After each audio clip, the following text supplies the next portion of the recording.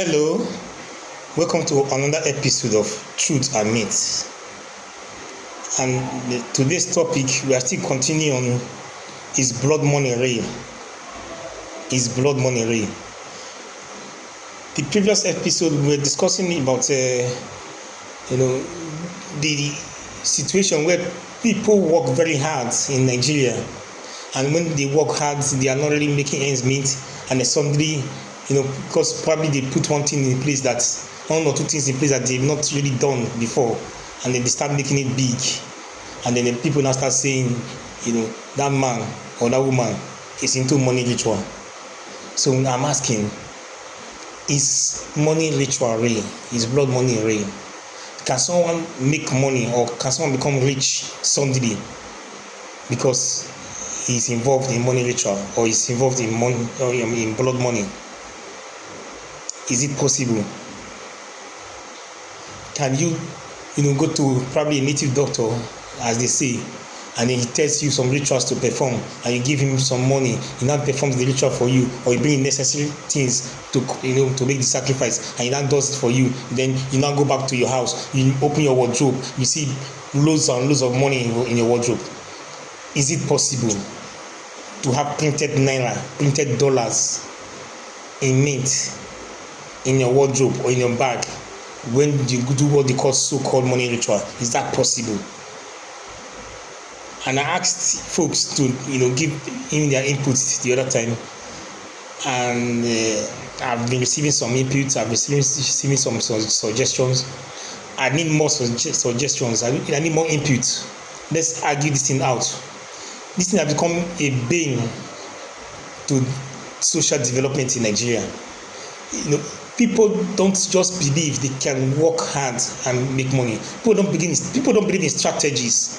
People don't believe that there's business strategies. People don't believe that there's business ideas. People don't believe that there's a better way of doing that thing that you have been doing for 5-10 years that will generate more income.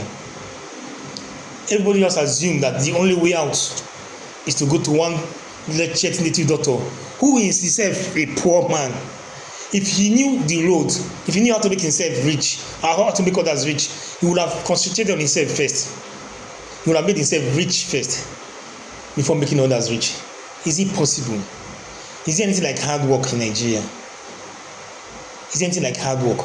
Do people really work and strategize, make money and become wealthy?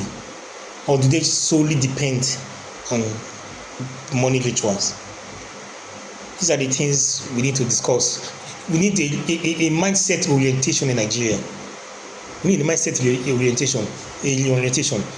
I remember years ago in the city of Calabar, I was handling a project. It was a big complex of shopping malls and event centers. Very massive project. It was, as at that time, 2008, 2009, it was the biggest single project like that in Calabar. So we are handling this project. We got to the roof stage of the auditorium, and then the roof stage entails using, because of the size of the hall, we needed to use steel structures, steel members for the roof. And then, of course, there were massive pillars to carry the steel members. And then, my client called a steel fabricator that he was used to in Calabar here, in the city of Calabar. And the guy quoted for the job, for the roof trusses. He came to about almost 20 million naira at then. I looked at the quotation, I looked at the design. I told my client, no, this thing can't go for 20 million. I can bid you somebody that can do it for half the price. So my client gave me the go ahead. I brought the person. In fact, I brought two people. They quoted at, just like what I estimated, like 10 million, 11 million each. And then my client was baffled. And then he told the guy that quoted 10 million to mobilize to site, and said, well, since he doesn't know him, he can't trust him to give him an advance. So he should mobilize to site with some of the materials first and start work. Then he will give him some money. Then the site manager approached me. I told him, this then they take work from I think the guy's name was, it's a Yoruba name. For the sake of emphasis, let me just call him Akin. Then they take work for Akin. Akin sabi do juju. Akin dey into money ritual. You see now, this job when you collect from am, so you will collect them back. I said it's a lie. It's not possible. It's not possible. And then my friends, my friends who I recommended struggled to bring some materials, from Onitsha and from Aba. Nobody could trust him none of the marketers or dealers could trust him to release materials of that amount. I think it was materials worth about 6-7 million. None could trust him. And then eventually, time elapsed. And then my client approached me and told me he's going to award the job to this other guy that he's, comfortable with. That the guy has agreed to do it for that same 10 million naira. That he refused initially and said if it's not 20 million, he's not going to do it. So he now agreed to do it for 10 million. And then, of course, my client mobilized him with some cash because his fabrication yard is just behind us there. So he mobilized him with some cash, he bought the materials.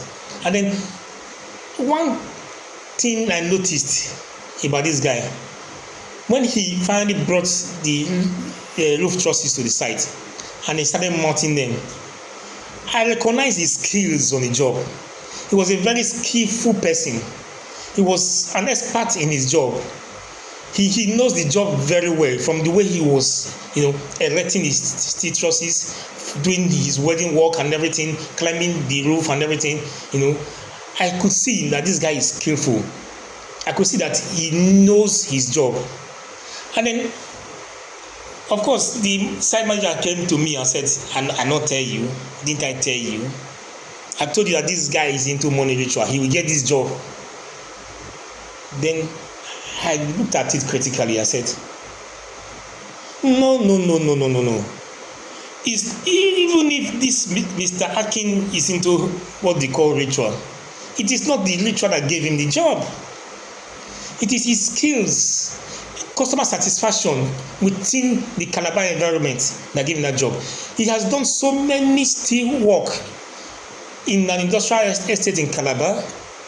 So clients know him, they know him in that job, they recommend him, and then they depend on him. So it is easy for him to get a job in Calabar. But if the same man was to go to a place like Port Harcourt or Lagos or Abuja, of course they don't know him much. So he'll be competing on the level playing field with others. So I told my client, the site manager, said no. What gave him this job is the lack of trust for a new person, and then the desire for continuity. Someone has done a similar job for me before. There's a tendency for me to approach this same person to do similar jobs for me again, because he has done well first time, he has done well second time, I saw he has done well in another place. So I'm more comfortable dealing with this person. It has nothing to do with ritual. But it's possible that Mr. Akin went to his village to see if he can fortify himself to get that job. But the question I want to ask is, what gave Mr. Akin that job? Is it the native doctor he went to in his village in Osun State, or the skills that spoke for itself? I want to hear your thoughts on this matter. See you on the next one.